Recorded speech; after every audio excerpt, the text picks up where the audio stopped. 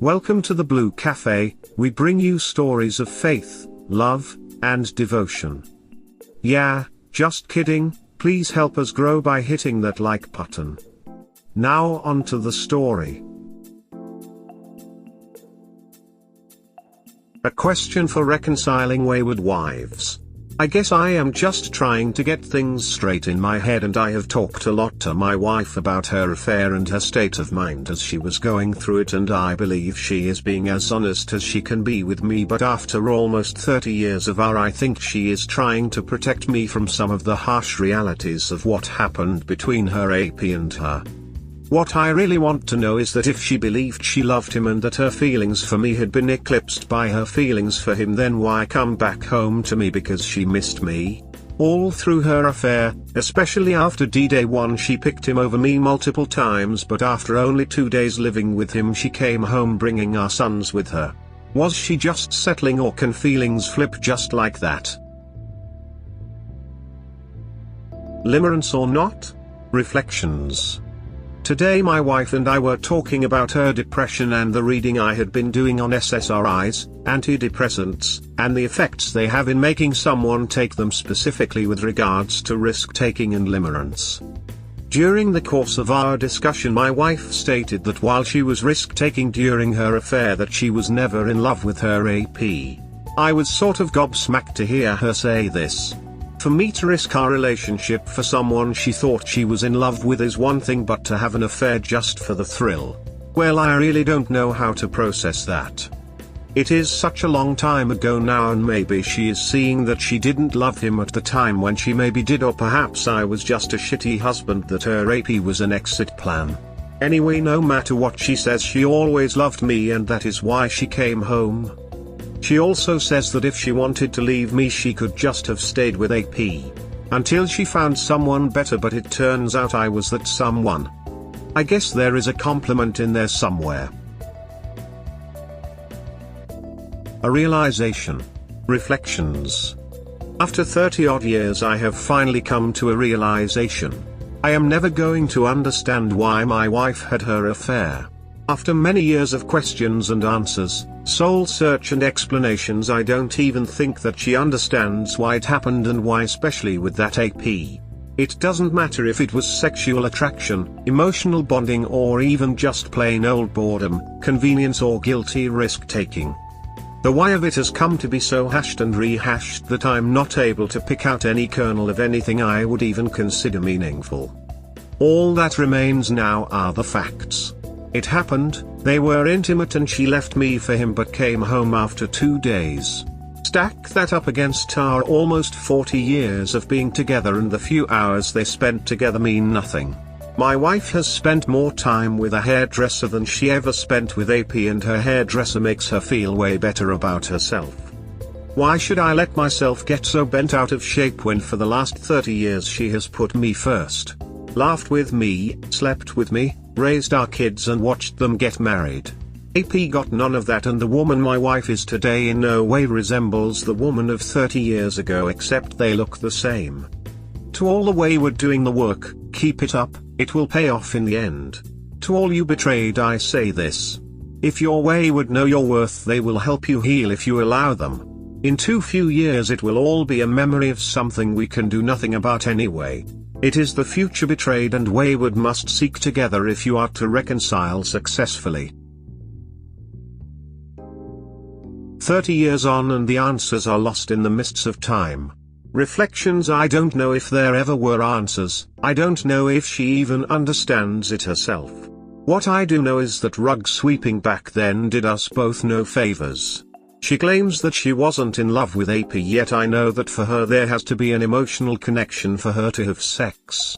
She claims the sex was meaningless and that AP and her only engaged in sex less than a handful of times. That I actually believe, and not just because I want to. She claims he was more EA and it only turned physical because she thought it meant something to him. It sure as hell meant something to me. She claims she returned home because she loved me and missed me, but WTF? It's all academic now, and I have come to realize that the her she is now bears no relation to the her she was then, except for the outside appearance. I love her to pieces and she has made me happier than I ever thought possible, but I'm afraid the other her lives in some small space buried way down deep and that one day she will break free again. There is no way I could face a second betrayal, but how do you walk away from someone you have loved for 40 years? I don't think I will ever have to, but that thought scares me.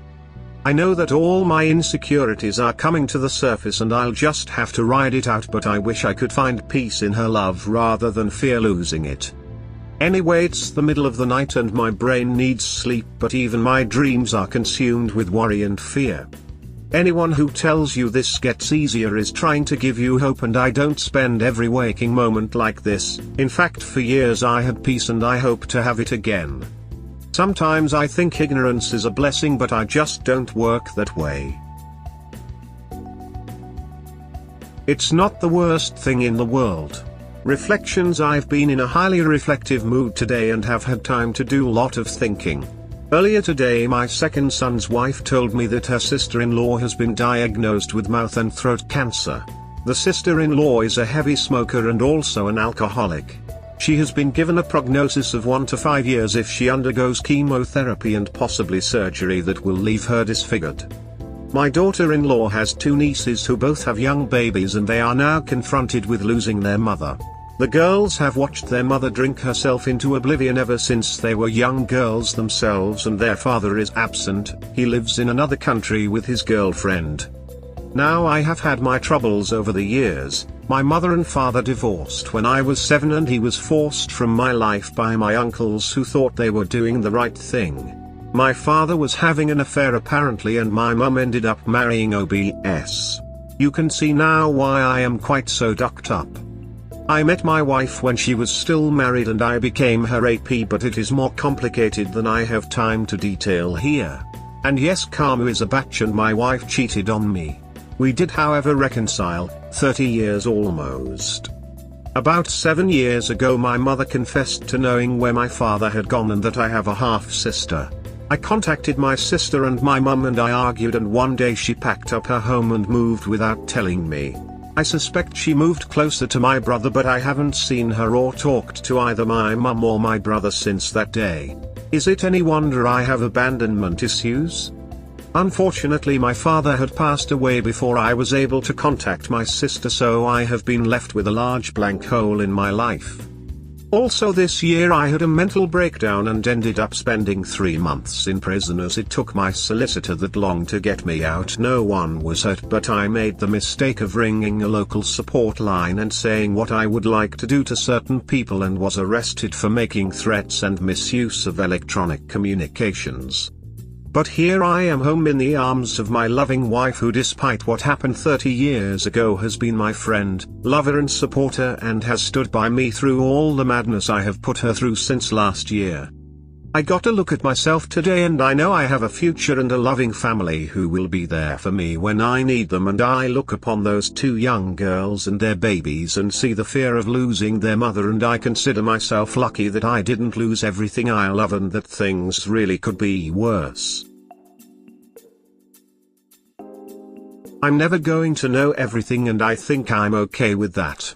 Positive. So many conversations, so much heart searching, so much beseeching and introspection, and I have come to a realization. She has told me all she can or wants to, and that is self-evident. I have threatened divorce and asked questions 100 different ways, and there is either nothing else to tell or she will take it to her grave. I suspect strongly she has been as honest as she can be, but is either motivated by protecting herself or me. The years since the affair I have heard several different interpretations of the same story, but recently it has been more consistent.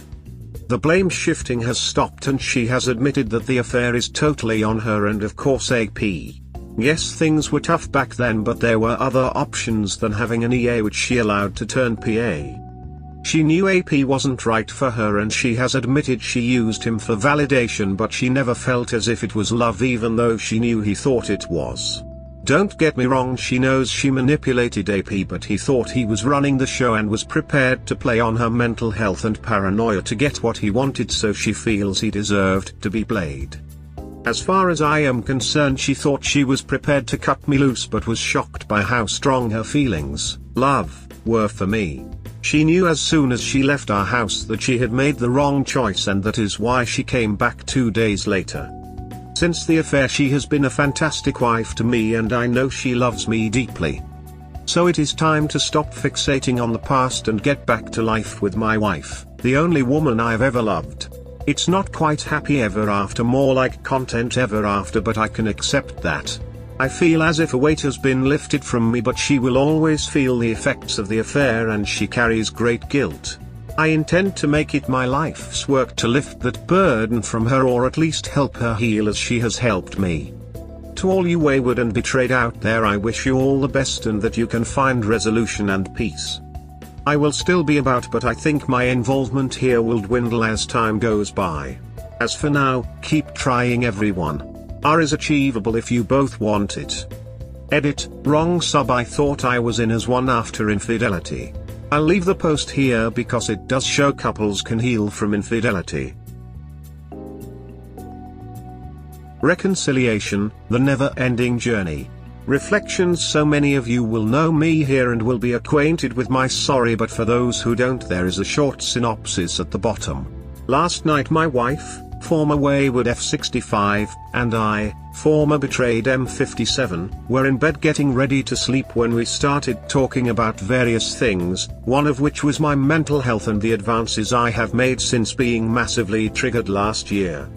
The subject of course got round to her affair, and instead of shutting down she started really talking to me without me pushing the issue. We talked about how our marriage was back then, and my wife admitted she was completely insecure and was worried about our age difference. I asked her about AP and what sort of and she thought he was. I had my own opinion, but of course that was formed by his being the AP and nothing else. My wife said at the start of their relationship he was just a co-worker who was friendly with her, but it soon moved into an EA as he was always eager to talk with her and he made it clear he had feelings for her. As their affair progressed it went PA, and she said it was a mutual act, but he had been pushing for it more as things developed. She says she responded because she needed the attention and validation he gave her. As we talked, my wife said she started to suspect AP had other women and that his current wife was his second, as she suspected, as the result of a previous affair. She acknowledged that once I discovered the affair that our arguments increased because she simply wouldn't give up AP, as that would be an admission of her believing she had invested herself in someone who was a false image, and she couldn't admit that. She described their affair as a raging storm of self-delusion and destruction. The final act came when she left me to go move in with AP, and she got to his house and it took him a long time to open the door. She said that when he did let her in she suspected that someone else had been there and had left via the back door. This would explain why she returned home after only 2 days. We talked further about her feelings at the time, and she said that she wasn't sure she was in love with him, but that the affair fed her need to be wanted. She also said that she was afraid of me leaving her and she felt she had to protect herself, and that her affair was like her backup policy. Back then we were both very immature, but we thought we were adults. It's amazing the perspective time brings. A bit of background: I was 18 when I met my wife and she was married with 2 young sons. We had a son of our own, and after 8 years of living together we got married. It was a year after that she began an affair with the manager of the charity store where she volunteered. She had and still has mental health issues such as severe depression, paranoia and body dysmorphia, among others. We reconciled and it has been 30 years since her affair ended. I was triggered last year due to a program called Married at First Sight Australia, and I had a mental breakdown in March of this year, which resulted in me calling a local helpline and saying what I wanted to do to her ex-husband and her former AP. I ended up in a prison for 3 months because of that, as I was considered a risk to myself and her ex-husband and former AP. I was released after a mental health evaluation. She's always waiting for the other shoe to drop. Question. So my wife was the wayward and I have always been faithful to her, 40 years next Christmas. As some of you may know, she had an affair 8 years into our relationship and it started a year after we married. The affair was an EA turned PA and she was caught lying to me. They continued the affair for months after D-Day 1, and at the end she moved in with AP, which lasted 2 days. That was almost 30 years ago and we have reconciled, although at times it has been difficult. We are generally very happy. However, my wife is very insecure and has been diagnosed with severe depression and paranoia amongst other things. Basically, she has been waiting 30 years for me to have a revenge affair or meeting someone I want to leave her for. So in a couple of weeks it is our middle son's Christmas with his work. His wife can't join him at the meal which has been paid for, and he has asked me to go with him as a treat for me. He asked both of us, my wife and I, which one of us wanted to go, and my wife suggested to me. At this dinner there is going to be one of my son's work colleagues, a female, who my wife has met before and gotten a vibe off. I have never met any of our son's work colleagues, so I have never met this woman. As the dinner draws closer and closer, my wife has become extremely insecure but is still telling me to go to this event. I have asked her if she trusts me, and she has said she trusts no one, and especially other women. She has no female friends but has 3 sisters who she loves dearly and who we socialize with quite often. I know she is projecting onto me, and I feel torn between making her feel secure and going with my son for an evening out. I just don't know how to proceed. She is sensitive to my pain. Reflections. This woman I married is such a dichotomy to me. There are times I just think she is in my head. I guess that after 40 years she can read me like a book. Maybe what I am thinking is written all over me. Tonight we were watching Love Island Australia. I know I shouldn't, but she loves these reality shows so much and I love her, so we watch them together. Tonight's episode really started to hit home. New girls stepping on the toes of established couples, and I was annoyed but riding it out. My wife turns to me and asks if I wanna watch something else, and I say that I'm okay.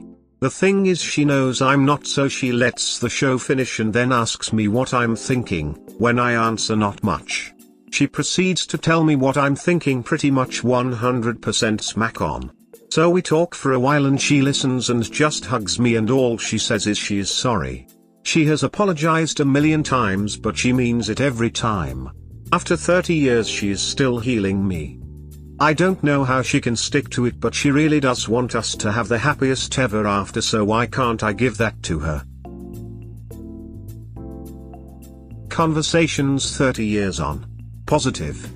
Today we learned that our nephew's GF and baby mama is cheating on him. There was an uneasy silence after my wife hung up the phone with her youngest sister. Wife and I talked about it a bit, and of course we were concerned for our nephew, as this isn't his first rodeo. His first baby mama tried to get him locked up, making false allegations about him. However, what stung me most is that his current GF called him an embarrassment even though he caught her in the arms of another man, possible AP. More than that, she had been gaslighting him for months, accusing him of cheating on her. Her own brother has 2 baby mamas of his own and has cheated on every girl he has been out with. So later my wife notices I am quiet and asks me what's wrong. I asked her if I was an embarrassment to her, chasing her around, going to AP's home and taking our kids, etc. Her response was that she was an embarrassment to me and she was so sorry I feel this way. I then asked her if she knew I never believed she could cheat on me, and when it happened it robbed me of ever trusting anyone. She was thoughtful and told me that she never thought anyone ever trusted others, and she was surprised to hear that up until D-Day I had trusted her implicitly. Again, she was so remorseful and said that she should have realized I trusted her and respected that trust. So 30 years on and things are still being discussed, but the dialogue is way better now. We hope that by sharing these stories with interested folks like you, we can help people recognize the signs of a relationship in trouble, and avoid so many of these heartbreaking situations yourselves. Have a good day or night, wherever you are.